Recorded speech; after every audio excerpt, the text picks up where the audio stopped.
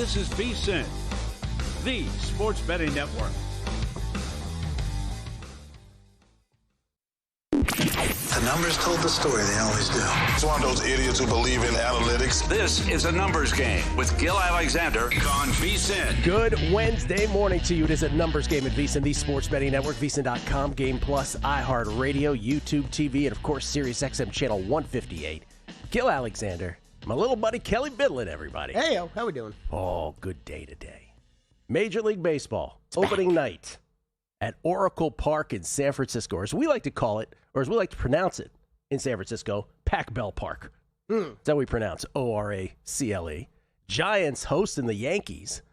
Yankees a slight favorite. Max Fried, Logan Webb. Get to see if my Logan Webb most wins for the season bet gets off to a good start. Get some run support for the guy, for God's sakes.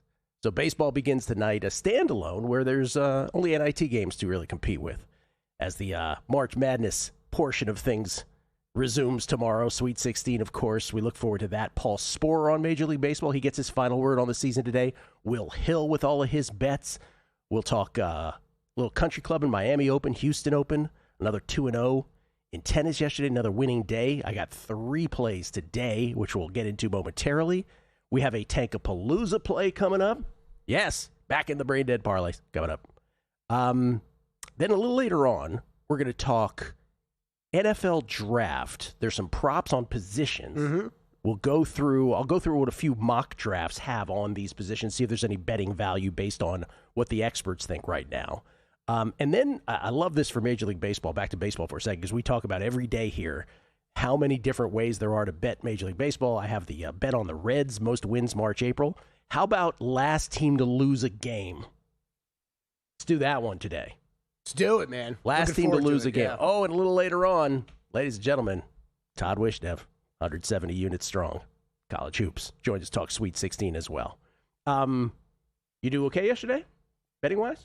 Yeah. I had only Pelicans in action. That got home. I covered. I would just like to say this before. Yes, we Pelican. I see what you did.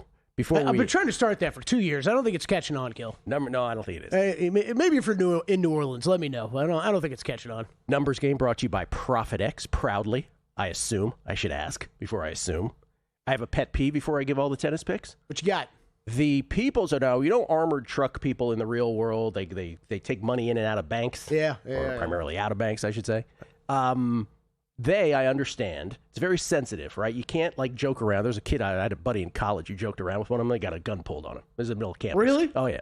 So I get it. In the middle of campus? Middle of campus. Campus center. Got a gun pulled out because he was just being stupid. So then, that's not my pet peeve. My pet peeve is the folks, the similar job in a casino, the folks who take the money out of the slot machines here at Circa. They think they are the most important human beings on earth, Kelly. Agree? Yeah, it's every casino in this town. Oh, my God. I don't really know how it works. I have a feeling it's kind of like a third party's involved or something. God forbid I want to get past you. Jeez. Yeah, it's get out of their way. The money's being handled. You know what I don't get either? Yeah. We didn't talk about this before. My favorite part about the job, though, the guys that take out they come little cash boxes, right? They're removing them. They all wear these really loose jumpsuits. And I'm like, why would you want the people handling your cash wearing a jumpsuit where you could, in theory, put cash in a lot of places? It's cool, man. Jumpsuits. I don't really get that. All right. Yesterday, hit on Karolina Muchova. She wins in two straight sets against, I should say, 2 tight sets, but straight sets nonetheless against Victoria Mboko. Sorry for those who followed the futures play from both Drew and Zach. I had a feeling with Muchova yesterday. She just has a beautiful game that can flummox someone like Mboko. That's what happened. Muchova moves on. We hit that one. And then easy peasy last night, straight sets on Francisco Cerundolo over Ugo Humbert. So at 2-0 in tennis, that brings our tennis run to 16-5 with all the dogs thrown in there. That's a plus 13.56 unit run here in Miami. In Fuego, man. Which is, this is exactly how the hard courts went last year. There was a couple really janky weeks in between the Australian Open and Indian Wells, and then all of a sudden the flourish when the data really manifested. Today it's 3. We are getting frisky with it today. 2 on the men's side, 1 on the ladies' side. On the ladies' side, now this line was out over 24 hours ago, and I wasn't going to play it because it was a little teetering, but then the money just came pouring in on a Rybakina. I'm sorry. you cannot not. I believe that's a double negative. Yeah. Meaning you have to play Jesse Pegula at plus 180 today. Jessica Pegula plus 180, who has lost to Rybakina here the last few times they played, but they're always competitive.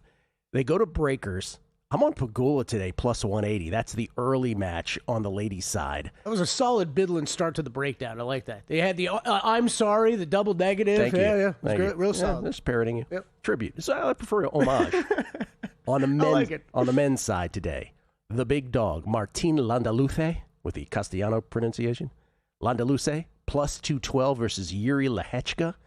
Landaluce's hardcourt numbers are as good, if not better, than Lehechka's. Lehechka, the much more known name. But Landaluce has just been unbelievable. We've had him as a big $2 plus dog before in this tournament. We'll do it again.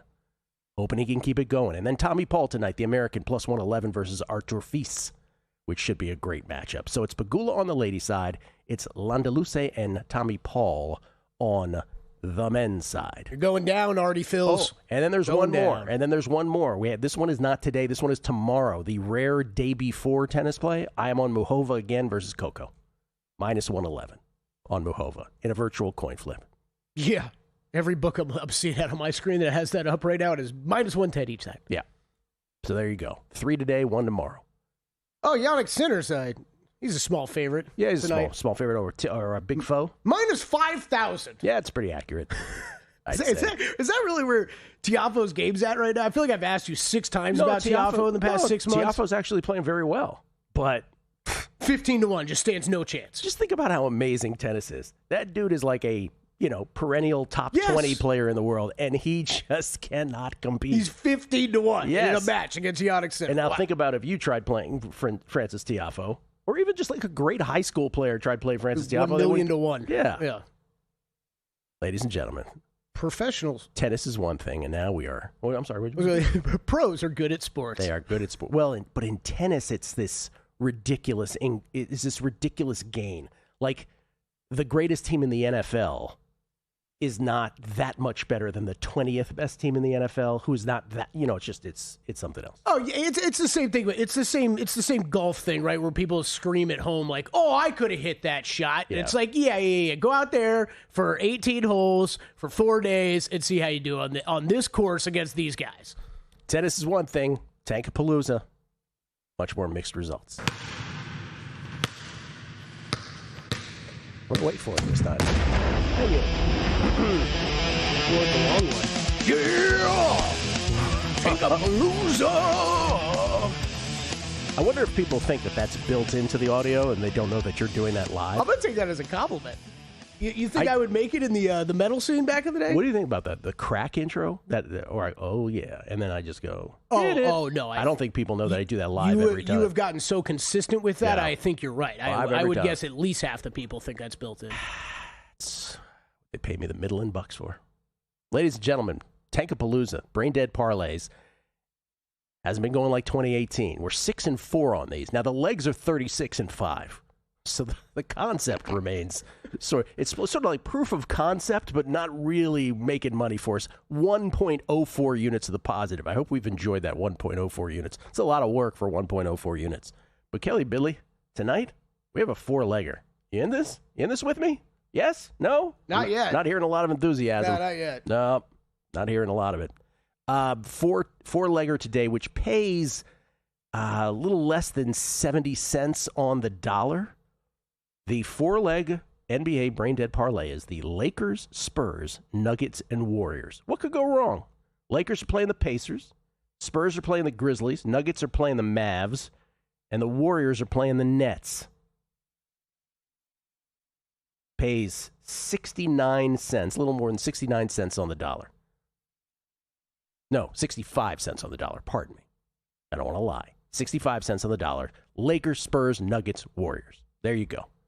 Yeah, I really like. I think you can lock and load the Nuggets side right now, the Spurs side for sure.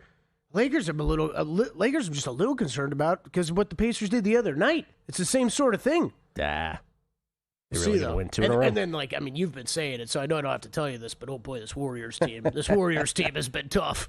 Oh, before we move off the NBA, can I just say this? Remember yesterday how I made a big deal over Victor Wembanyama talking about his belief that he ought to be the MVP? Mm-hmm.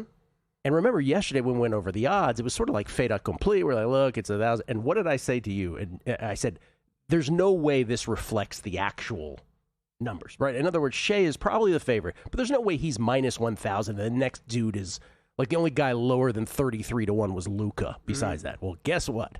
After Victor Wembanyama stumped for himself yesterday, look at this. Shea minus 800, Luka 10-1, Wembanyama 13-1. Those are the best odds you can get them at. In other words, it's more crunched up in some other shops. But those are the FanDuel numbers on Luka and Victor, 10-1 and 13-1. Jokic, though, it just makes no sense. Jokic goes the other direction. Yeah. So anyway, for what it's worth, FWIW, if you're typing it out, a little tighter. And so the question I had asked you yesterday was, do you think Victor talking about himself will matter? Well, in the short term, it sure has. Yeah.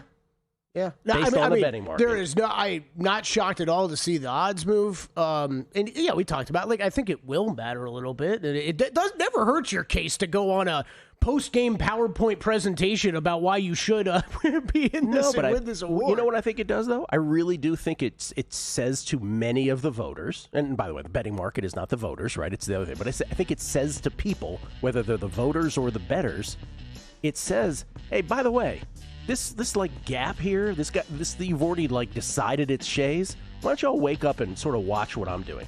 And he goes, I'm the best defender out there. By the way, offense is not just scoring. By the way, we crush the Thunder. These were the main bullet points of his PowerPoint presentation. True, true, and true. Coming back on a numbers game at VSiN, the Sports Betting Network. There is no other college basketball betting analyst quite like it. His passion is unparalleled. He handicaps every game, every day, all season long. Sleep is not an option for him. He stays fresh by running 12 miles a day, every day, while doing his podcast and answering your tweets. He is Greg Hoops Peterson. Tame the madness of March by catching Greg Peterson on VSiN, the Sports Betting Network. This is VSiN, a network of sports betting analysts, writers, hosts, and handicappers, all here to help you become a more confident bettor. We broadcast live every day from Las Vegas, the sports betting capital of the world, and from studios across the country, giving you insight from every angle of the action. Take VSiN with you wherever you go with the VSiN Watch app, or catch us on streaming platforms and regional sports networks. You can also listen live on SiriusXM Channel 158 and on radio stations nationwide. Check out VSiN.com as well for betting tools, exclusive betting splits, AI-powered player prop projections from Opta, pro picks for every game, plus in-depth betting guides and articles built to give you an edge. From sharp betting analysis and daily best bets to insider interviews and expert breakdowns, VSiN is your trusted source for everything happening in the world of sports betting. See everything we have to offer at VSiN.com and become part of the Sports Betting Network. It's a hump day edition of Money Moves, and it's going to be absolutely fantastic. It's a hardwood handicappers reunion. Kelly Bidlin, Zach Cohen's going to join us. Kelly, of course, looking ahead to the golf tournament this weekend. Got a couple of long shots and some top tens I cannot wait to pick his brain on. Zach's going to be with us to discuss the NBA card, which is a big one, and also the increasing rumors that Darius Acuff could be the top overall pick. Plus, another look at the Sweet 16. Don't miss it. It's Money Moves, 11 to 1 Pacific, 2 to 4 Eastern, only on VSiN, the Sports Betting Network.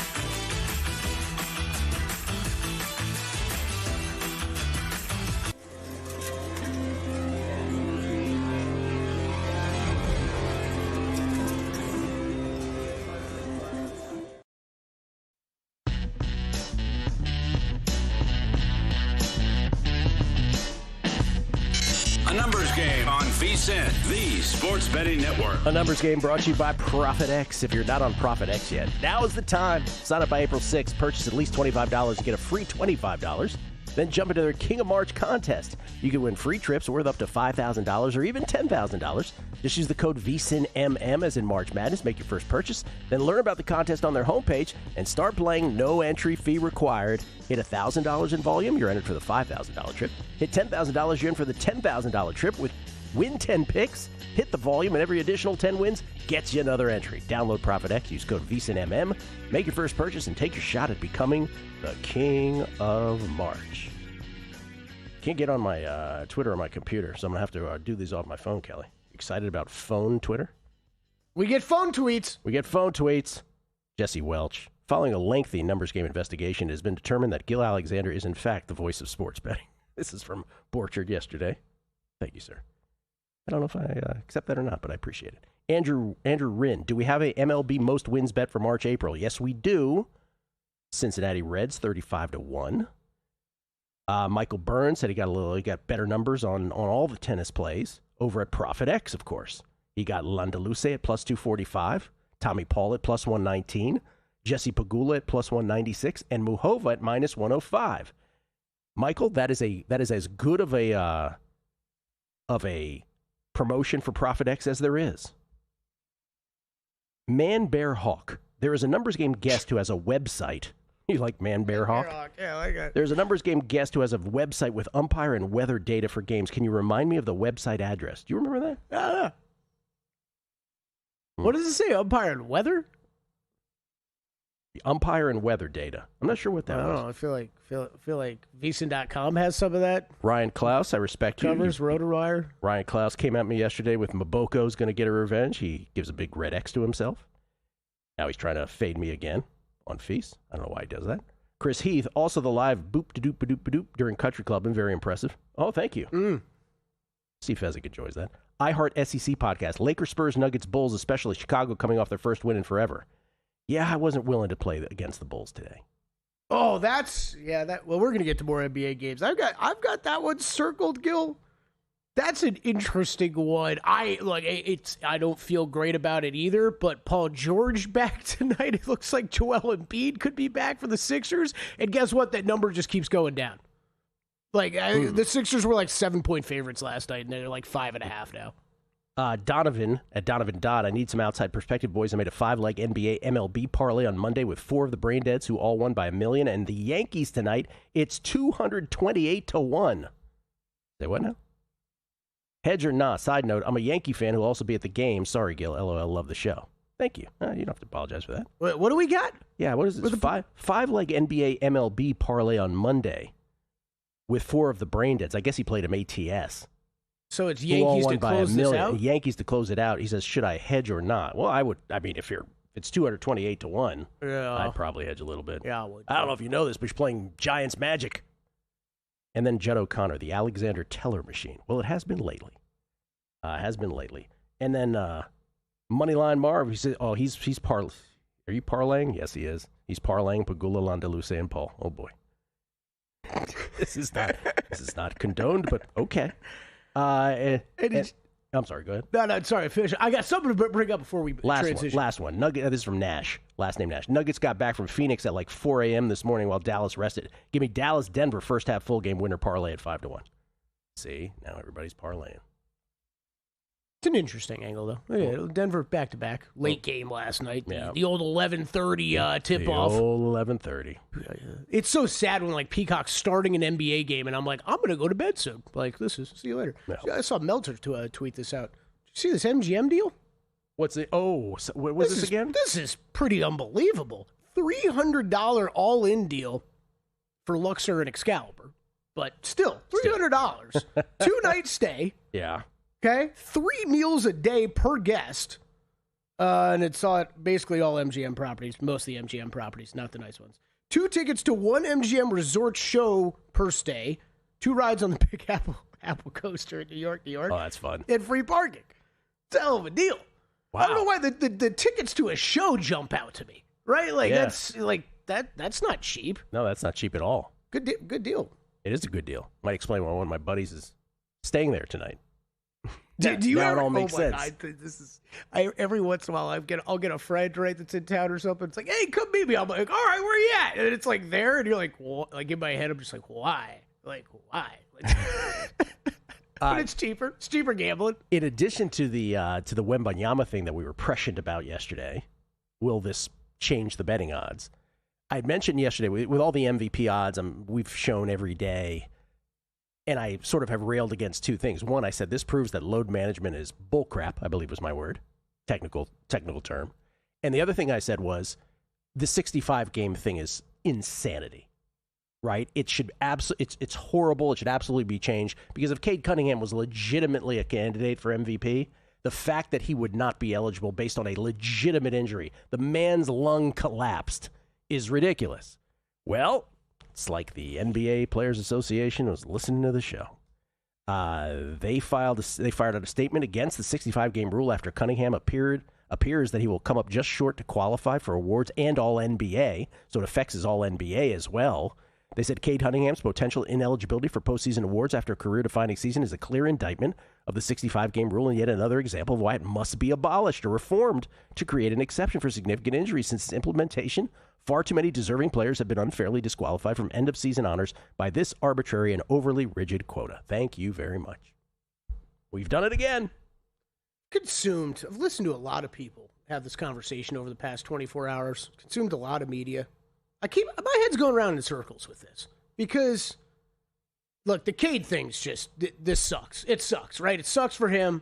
The fact that he's not going to qualify. Here's the problem. NBA PA comes out and says this. You agreed to this. Yeah, you did. You know, we can pick specific instances at the end of season. And look, Cade is, I think, special this year, but it's really happened each of the last couple seasons. I've said it many times before everybody got out there.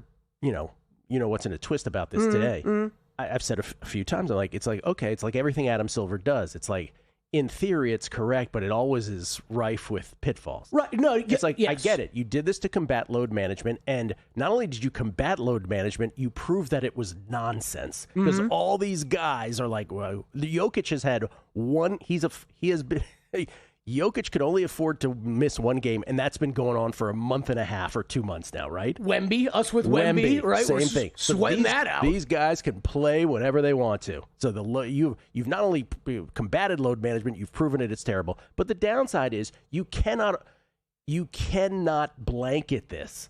A collapsed lung is not a dude with a hangnail. It's like, you know what, I don't feel like playing tonight. It's just not the same thing. No, it's not. It's absolutely not. But you go, so injury, season-ending injury. There's another add-on to this rule that doesn't get talked about much.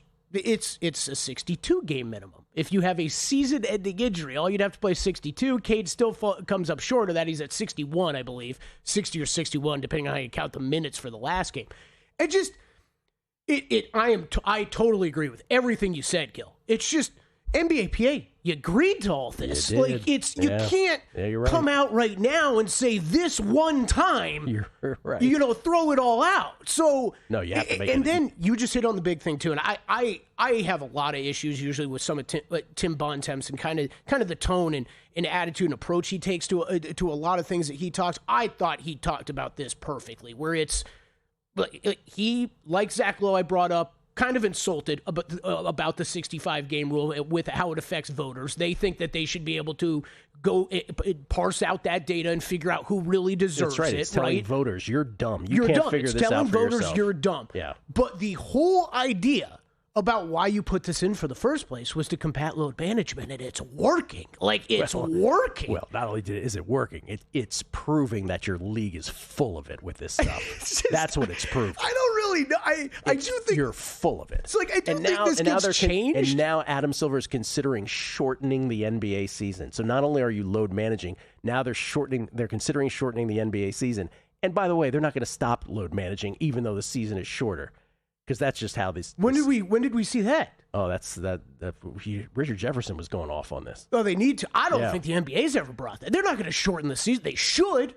It's too difficult to shorten it. Because Mark Cuban was once explaining, it's not just shortening games. You have to like your staff at the arena. Oh, totally. I mean, it's way too complicated. I mean, the economics that go into a league, right? I mean, it's literally stadium workers. It's selling tickets, right? But like, I mean, the first thing to combat tanking, all of this. Okay, we want to talk about real injuries like Giannis and calf injuries, right? Cade Cunningham. I mean, all this stuff would help if you took away 10 games. Yeah. You know, do you have any NBA plays tonight? I do. I have one right now, locked and loaded.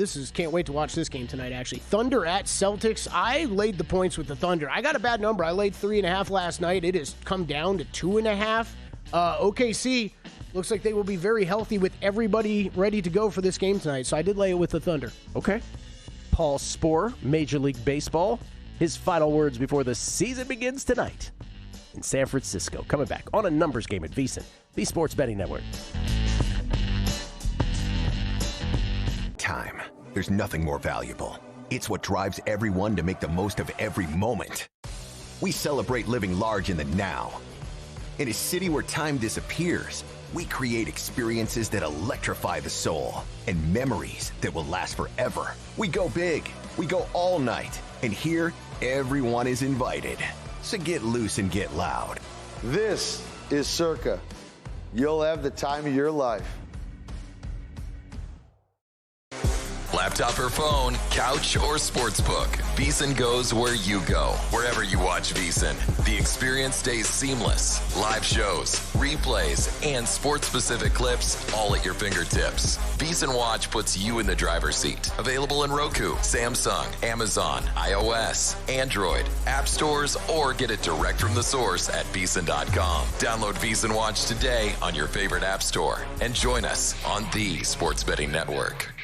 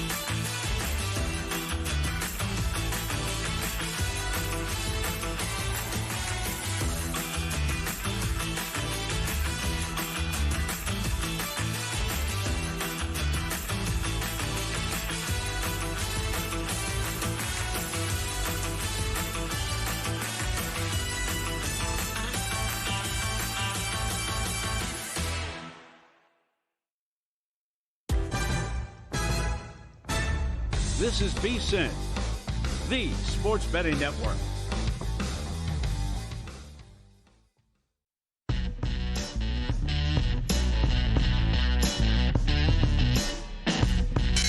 Numbers Game on VSiN, the sports betting network. Brackets are for everyone. This is for bettors. The VSiN March Betting Challenge is still going. It's not too late to get in on the action. We're down to the Sweet 16, of course, in this round. You have to make 5 picks, spreads or totals. There's still plenty of prizes still on the line, including one for the highest score from the Sweet 16. Onward! I always enjoy the word onward. And if you have a free Edge Boost account, every prize doubles. Head to VSiN.com/contest and get your picks in now. Speaking of that, Numbers Game entry, we've got to get together. I was just thinking this, too. Yeah. We got to get together. When's and make the grand our picks. meeting happen? We're 2 back of the VSiN show contest portion of this with our stellar, you ready for this? 15-15 record. Yes. We got passed by money moves, right? Got tracked down JVT. It's all very tight. VSiN Primetime in the lead, 17-13. Okay. As far as the VSiN shows are concerned. Before we get to Paul Sporer in baseball, I don't usually comment on stuff like this, but because I grew up where I grew up in D.C., ACC basketball, and then later Big East basketball was just a way of life, and UNC and Duke, as far as the ACC rivalries are concerned, maybe the biggest rivalry in all of American sports, really, UNC Duke. Hubert Davis will not return. This was reported yesterday. It was it was not a surprise, right? It was not a surprise, but Hubert Davis officially will not return as North Carolina's head coach. Let me translate that for you. He was fired. That from Pete Thamel and Jeff Borzello. He spent the last 5 years as the head coach of the Tar Heels, compiling a 125-54 record. UNC reached the national title game in his first year there. I just want to say a few things about this. One, if you listen to the last Megapod, the March Madness Megapod, Todd Wishnev's Hubert Davis story is one of the greats of all time. Oh, God, I'll have to check that out. It has to do with Todd was playing at a gym, and it's winners stay on the court. You lose, you're off the court. So Todd was really like, feed me the ball. And this guy on his team was like, all right, Carolina, because Todd was wearing Carolina shorts. All right, Carolina. And finally, Todd, he kept getting fed by this guy. And finally, they got off the court, and one of his teammates said, who you were saying that to feed you the ball? He was like, no, who was it? He goes, Hubert Davis. Hubert Davis played for the Knicks at the time, and Todd is lambasting him to give him the ball.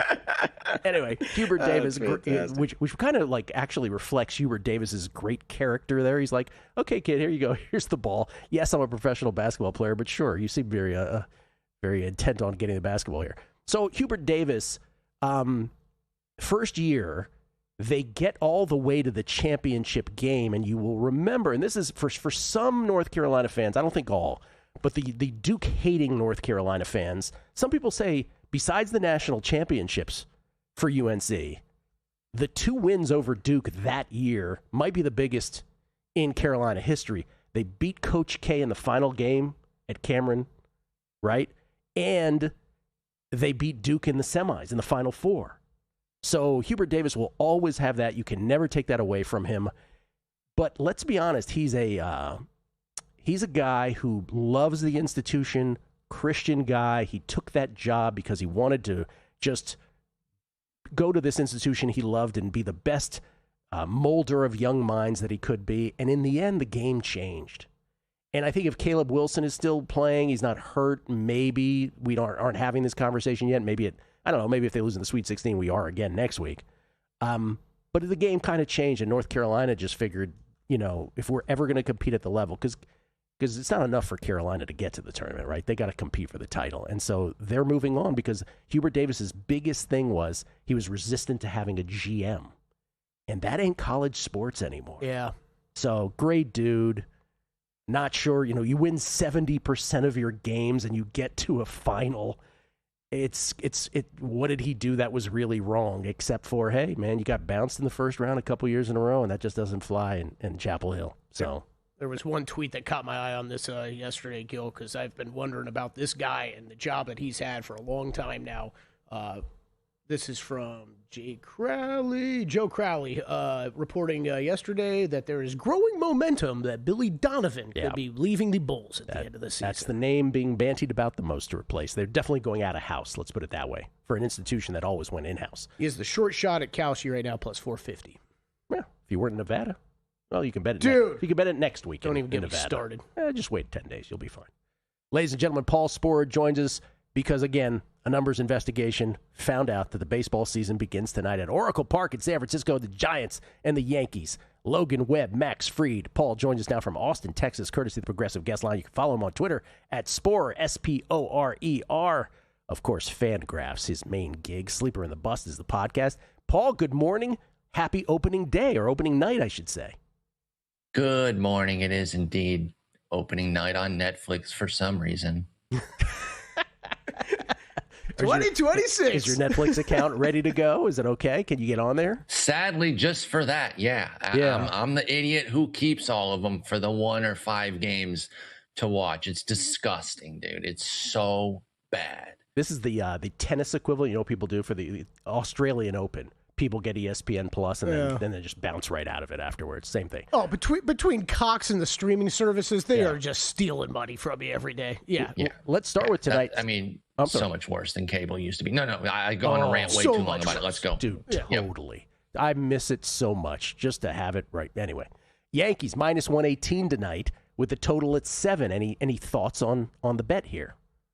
I like Webb as a live dog on an opening day. Obviously, we don't know how anyone's necessarily looking. You can see him in spring, but once you turn the lights on for real, it's different. Yeah, I think if I'm going anywhere on that, it is Giants. Obviously, it's just so wide open right now. You don't have great leans one way or the other, but give me a legit ace. Going against another one, by the way. I love Max Fried, but give me a legit ace at home there if I'm going to make a play on tonight for sure. Do you like or dislike my Logan Webb most wins in Major League Baseball bet at 15-1 this year?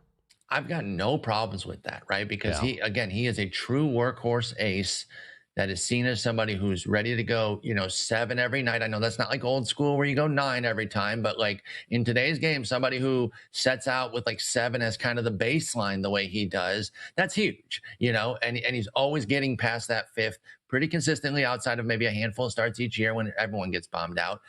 So that puts Webb in position all the time. It's a pretty competent offense. They got some star talent too. It's not just kind of like decent guys up and down.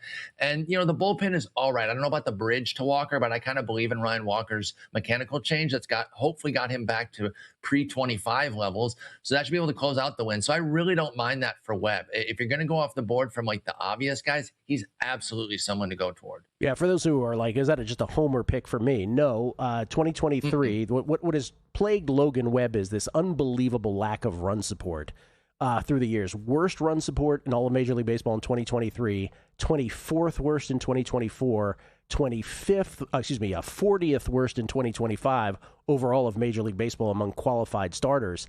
And with each of that incremental drop, or incremental increase, I should say, in run support, if you will, his wins have ticked up correspondingly. And so you're just sort of betting on, can this be a year where he actually gets some decent run support? So that's really the bet. What about, let's just sort of get the broad headline from you. At the end of the baseball season, what's going to be the headline or headlines that here as we sit here on March 25th, opening night day, if you will, we would just be startled by? Boy, that's a good one, because I don't really know, because I think ABS is going to be huge, but people are expecting that, right? The automated balls and strike system. So I think that's going to be something that is pretty game-changing. But again, I think that's more expected. I don't know, because I don't have like a ton of upset playoff teams either. I don't have it like full chalk, but I think, we'll see some teams rise up. Like I don't have the Yankees winning the division. I got the Red Sox, so that's not going to go crazy.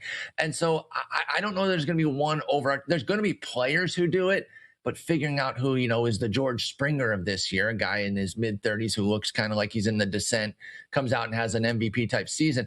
I don't exactly know who that's going to be. So I'm not exactly sure what's going to revolutionize things. Like I said, I keep coming back to the ABS, but we are expecting that to make a difference. If you are on the fence about how big that's going to be, I think it's going to be massive, though. Who are your 6 teams in both the American League and National League to make the playoffs? Mariners, Tigers, Red Sox winning the divisions, with Yankees, Orioles, and Astros wild cards.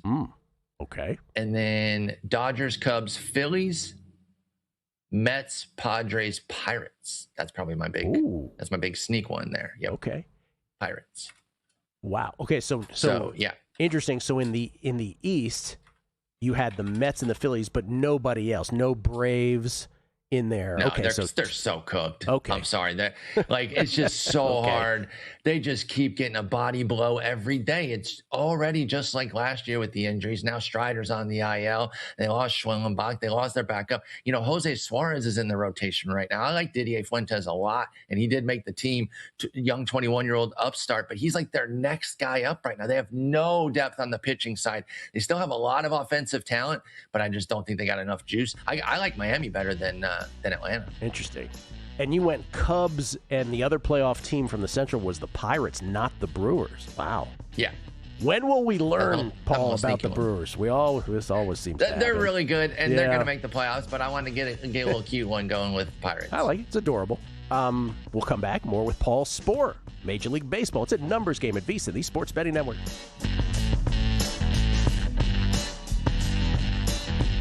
VSiN's player prop projection tool is now available for the NBA. Get projections for points, assists, rebounds, and more powered by Opta AI. On VSiN.com/NBA props, we line up our projections against the latest DraftKings odds so you can quickly spot mismatches and find value before the market adjusts. The NBA player prop projections tool is available exclusively to VSiN Pro subscribers. Check it out now at VSiN.com/NBA props and join us on the Sports Betting Network. There is no other college basketball betting analyst quite like it. His passion is unparalleled. He handicaps every game, every day, all season long. Sleep is not an option for him. He stays fresh by running 12 miles a day, every day, while doing his podcast and answering your tweets. He is Greg Hoops Peterson. Tame the madness of March by catching Greg Peterson on VSiN, the Sports Betting Network.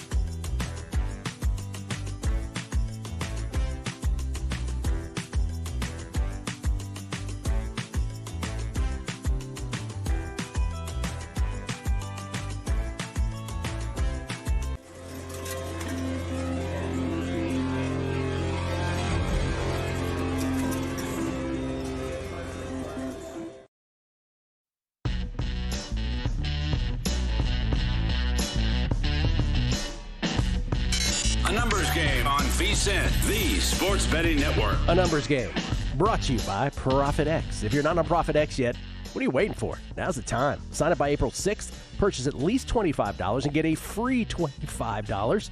That's purchase at least $25, get a free $25. Then jump into their King of March contest. You could win free trips worth up to $5,000, even $10,000. Just use the code VSiNMM, as in March Madness. Make your first purchase, then learn about the contest on their homepage and start playing. No entry fee required. That's no entry fee required, Kelly. Hit $1,000 in volume, you're entered for a $5,000 trip. Hit $10,000, you're in for a $10,000 trip. That sounds great. Win 10 picks, hit the volume, and every additional 10 wins gets you another entry. Wow. Download Profit X. Use code VSiNMM. Make your first purchase. Take your shot at becoming the King of March. There is none higher. Sucker MCs can call you sire. We get tweets, speed of the book. Always appreciate it. This is from Jay Garb. Jay Garb. All right, Gil. I've never bet tennis before. I'm in. Go whomever you said. I can't pronounce their names. Am I a degenerate? Jay Garb, if they lose today, we know who to blame. I think that's how it works. Yeah. Right? That's how it works. Pagula. Yeah. And you're going against Artie Fills. I remember that one. Tommy Paul? Tommy Paul. Paul. Pagula, Tommy Paul. Two Americans. Very easy to I don't remember the last one, I'll be honest. Martin Landaluce. That's right. Who Gil was watching very closely after the show yesterday, right? Oh, yeah. That's who was on, right? He staved off the he had staved off a match point against him against Seb Corda yesterday and then beat Corda. William Wagers, the NBA in a nutshell. He's so true. He's so right what he's saying here. The NBA in a nutshell this season. Jokic goes 23-17-17 with a game winner last night on the road versus the Suns, and his MVP odds get longer, immediately get worse. Yeah. It's so true. Johnny Brock, did y'all watch Richard Jefferson's rant about the 65-game schedule? Yes, that's what I was talking about. I watched the rant. He stood up. He was so angry about it. Like, he was just like, I cannot believe. Basically, from him, it was a generational thing. He's like, really? Like, you guys need a shorter schedule now? You're still going to load manage during it. Soft. That. I'll summarize his rant for you, right? Ready? Soft. They soft. That's what he was saying. And Jesse Welch, shout out to Rob Moreno for adding in the bouncing ball noise prior to the gunshot point blank into my ear in the Tankapalooza intro. It was a bit jarring before. Yeah, I get jarred every time. You ever been jarred, Kelly? What a proper shout out for Rob Moreno. Too. Yeah. I don't even have to correct anything. You can call him Jesse. Jesse got it absolutely right. Bobby Brown, Bobby Knuckles, whatever you want to call him. Paul Sporer joins us once again to talk Major League Baseball, courtesy of the Progressive Guest Line. Again, you can follow Paul on Twitter at Sporer, Sporer. Paul, it's Fangraphs. It's the Sleeper in the Bus podcast. How many times a week does Sleeper in the Bus come out? 3 times a week. 3 times a we're week. kicking into our season schedule. So, yeah, I think it'll be Monday, Thursday, and Friday is what we're going for this year. We might add a 4th. We'll see. But right now, we're 3 days a week. Average length, Sleeper in the Bus podcast episode? About an hour. About an hour. Used to be hella long, right? Used to be, yeah. And then some of the season previews can get there, some of the pitching previews. But once we're in season, we try to keep it an hour, a little bit over. Do you miss, I don't know if miss is the right word. How do you look back when you and I first met? You were doing these massive, unbelievably detailed starting pitcher guides, and you went into the minors, right? You went into the farm systems. You miss doing that? I do. I mean, it was a lot of fun. Like all 30 teams, top to bottom, anyone that, even for like keeper leagues, right? So you can look at the minor leaguers or the guys who are going to come up during the year, something that you can look at all year. Because once a minor leaguer comes up, okay, go and see, hey, this guy's up from A-ball and things like that. So I'd go really deep. We're talking 100,000 words. Started it by myself originally, then brought my friend Doug Thorburn on, who's a mechanics genius. We had a blast with that. It was really fun. And honestly, it's a big part of what kind of got me a little foothold in the fantasy community. Yeah. Matthew Berry of ESPN saw it. ESPN at the time. He's now over at NBC. Promoted it. Bill Simmons mentioned on his podcast one time randomly, which was pretty cool. So, say what you will about those gentlemen. They were awesome to acknowledge it. And of course, Mr. Gilliam also saw it. And that's how we became friends. And so a few different people in different places saw it, promoted it, and it really helped me kind of jump up a little bit there. The work spoke for itself. I did not know the story. Oh, yeah. It was just, I was like, who is this kid? And Paul, you were like, what, 12, 13 years old at the time, I believe? Something like that? Yeah. I was in my 20s, but yeah, those long nights, they were a blast. I can still do some of the long nights, but not quite the way I used to for those SP guides. It was incredible. It was absolutely incredible. Let's go to awards. I want to get your thoughts on these now. American League MVP, no surprise, Aaron Judge is the short shot, plus 215, trying to win 3 in a row, if I'm not mistaken. Is that correct? Yes. Yeah, go ahead. Go ahead. I'm sorry. No, I'm just gonna say, and Bobby Witt Jr. is the only other person in single digits at 5-1. Everybody else double digits. And anyone who's been seeing my segments on here for any amount of time knows I'm never going on the short shot on these. I'm not paying 6 months to go on a short shot just for feels like a way to lose or not that good of a return, right? It's either I'm going to lose in some spectacular, stupid way, or I'm just not going to get that good of a return.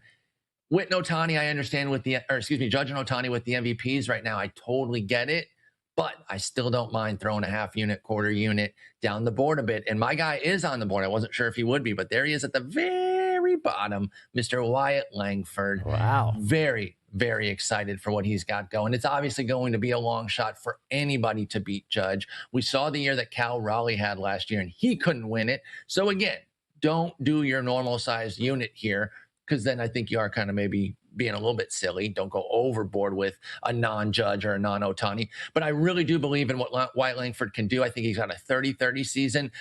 Stupidly as it is, I don't like team performance mattering in the MVP. Might have to have Texas be good to kind of get some of that attention, but Langford could be a huge part of why. And over in the NL, again, Ohtani, crazy favorite. Soto, the only one that's close. And he's not even close at all. Again, going to go off the board. You're not going to get me to be going on Ohtani, because why would I do that? I'm going Fernando Tatis Jr., who isn't too far down the board there, right? So this one is still kind of in the pocket of favorites. I still think there's an MVP season there. I know he hasn't quite been himself since the suspension and, the shoulder surgeries. So you have questions about, is the shoulder impacting him? How much did PEDs help him? Those are fair questions. But his not as good is still amazing. And he still remains basically a stone's throw from MVP candidacy.